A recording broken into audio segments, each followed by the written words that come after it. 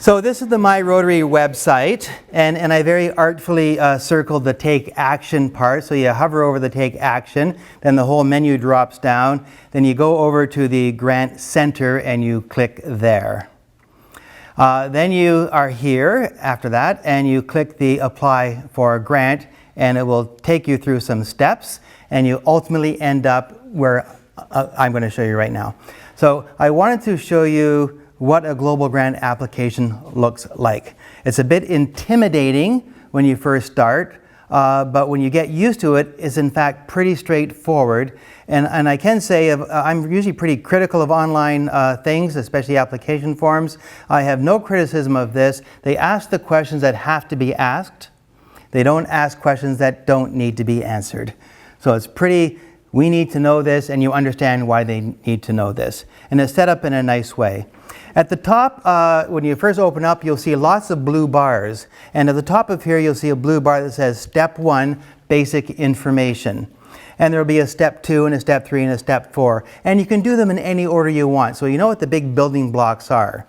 So in basic information, it asks simple things like, what is the name of your project? So this project really is the Deborah Berhan Health Center Ethiopia. So this is the global grant application that led to the hospital that you saw in Ethiopia a moment ago.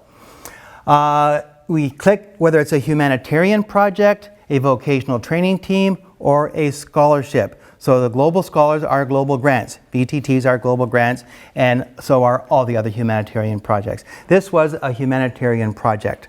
Then it asks you, who are the key people? The key people here, it was Donna Schmidt, and the key person in Ethiopia. We are the international partner because the project takes place in the other country or the host country. That's the local, we're the international. So you have those two people, the key people, they can both see and edit the application form, and then you have to have at least 2 other committee members. So then part 2, who are the committee members? And this is kind of really cool too, because if it's a committee member, then they say, well, what club and what district? And then you see the directory of all the club members, and you just scroll down and pick the names of the people that are going to be on the committee. So it's kind of cool to do that. No typing in, just selecting. And you put in your 2 members, and they put in their 2 members, or you put in their 2 members. If you're talking to them, one person can do it. So we see here both committee members on this side were from Donna's Rotary Club of Allen Park. Then you have to give a project overview. It looks like a small box. There's actually a little bit more. The box expands or scrolls down as you're filling in, but it doesn't have to be a lot. This is a big project, so it was a pretty big project description. But it can be something like, we are going to provide dental care in Ghana by purchasing dental equipment to install in an existing building. We'll also provide air conditioning, and the government of Ghana is going to provide the staff for this project to go forward into the future. That's it. That's it. Simple stuff. They just want to know what's happening. It doesn't have to be complicated. Then you're asked to pick an area of focus. This project picked 2 areas of focus because they fit. It's a big project. It's likely going to have more than one area of focus. They picked disease prevention and treatment, and they picked maternal and child health. If you can pick one, pick one. If you can pick 2, have to pick 2, then pick 2 or more. I have seen Rotary International respond to people to say, you have picked 3 areas of focus. You really want to think about maybe reducing that to 1 if you can. Because for every area of focus that you pick, you then have to select what you're going to do in that area of focus and how you're going to measure what you have done. So every one you pick generates more paperwork. Don't think, oh, the more areas of focus I pick, the more likely I'm to get a grant. Not so. Pick 1 if you can, 2 or more if you have to. So for example, the next step, 5, is measuring success. And it opens up and it says, hey, you picked disease prevention and treatment. And there's a drop-down list. Which of these following things are you going to do? And then for each one of those things, how are you going to measure it? And these are the hard parts. So they're going to look at the number of medical and health professionals, and it wasn't a static picture you could scroll through and see that are going to be trained by this grant. And then you have to say how often you're going to measure it and who's going to be responsible for measuring it.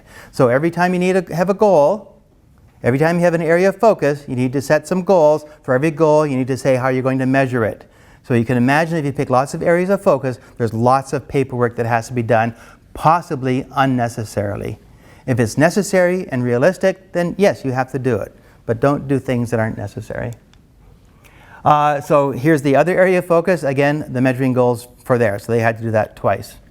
The next thing is step 6, location and dates. Where is it going to happen and when is it going to happen? So pretty simple box there. The next box, number 7, who's participating in the grant?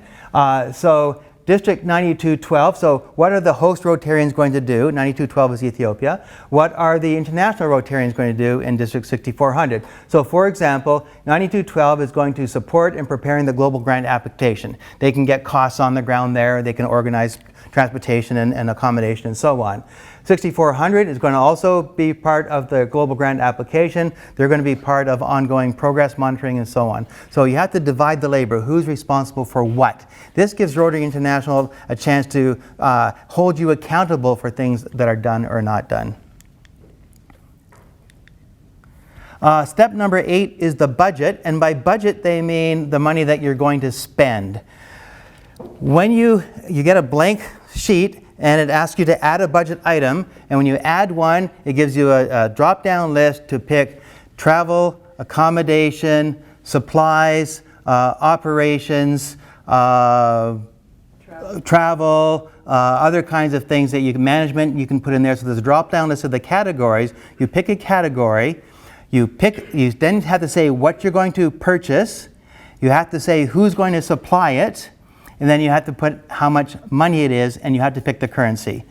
For us in Canada, we have the challenge of deciding whether it's going to be US dollars, Canadian dollars, or the currency of the place in which the project is going to be done. Those are all choices for you.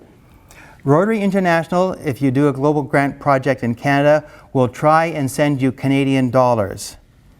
You can get US dollars if you open up a US bank account and tell them why you want it in US dollars. So if the predominant expenditures are going to be in US dollars, then you will be able to get a US dollar grant. There was some debate about this a few years ago, but we've got it all settled out now. And if you have any issues with that, let me know, because I know who to talk to get it sorted out. Okay? So for example, this project had 41 different items to be purchased in their budget. You're looking at the 36th to 41st items. The very last one is project management. The one before that is equipment, delivery couches, not the delivery of couches, maternal health and child care, delivery couches. Local supplier, 12,582, whatever that currency is in Ethiopia. The total budget, 3,894,240 local currency units, whatever they are. Okay? All right, then you have to talk about the funding. Where is the money going to come from? Now you remember this big slide I put out there that said the most you can get from a global grant of DDF is $10,000. I happen to pick an example where that makes me a liar. This grant got $50,000 in DDF. This is a very rare occurrence. Two things had to happen. One, the project had to be large and significant. Second, we had to have the DDF available in the district to allocate it without bankrupting every other project that was there. So we had a particular situation where money had been rolling over and there wasn't very much global grant activity. I'd like to welcome at this time District Governor-elect Noel Jackson.